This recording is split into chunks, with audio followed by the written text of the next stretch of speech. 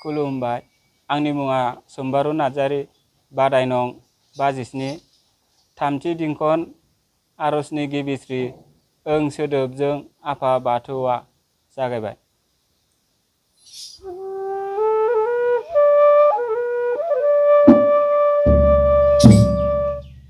ओं सोदोबजों आफा बाथौआ मुलुगखौ सोरजिबाय फारि फारि दंनाय मानि। ओं सोदोबजों आफा बाथौआ मुलुगखौ सोरजिबाय फारि फारि दंनाय मानि। बाथौनि खौसे गोहो लाना आफा शिबराया मुलुगखौ सैथोजों बेंनो फैबाय। बाथौनि खौसे गोहो लाना आफा शिबराया मुलुगखौ सैथोजों बेंनो फैबाय। ओं सोदोबजों आफा बाथौआ मुलुगखौ सोरजिबाय फारि फारि दंनाय मानि। ओं सोदोबजों आफा बाथौआ मुलुगखौ सोरजिबाय फारि फारि दंनाय मानि।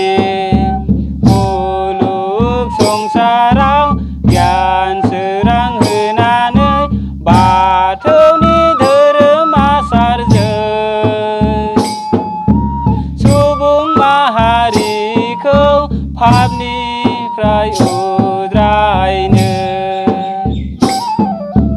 मुलुग संसाराव गियान सोरां होनानै बाथौनि धोरोम आसारजों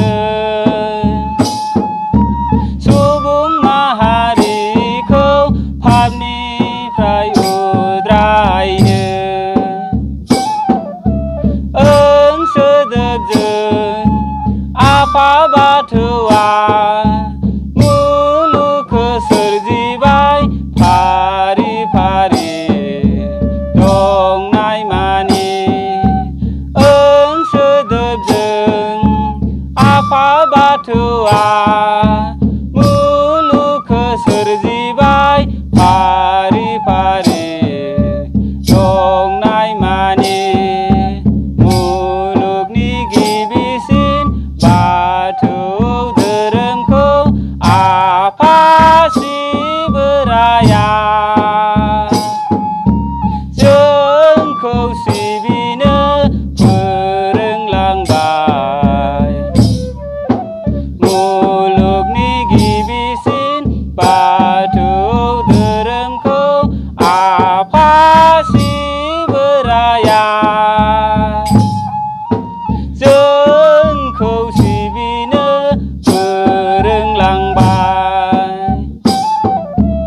ओं सोदोबजों आफा बाथौआ मुलुगखौ सोरजिबाय फारि फारि दंनाय मानि। ओं सोदोबजों आफा बाथौआ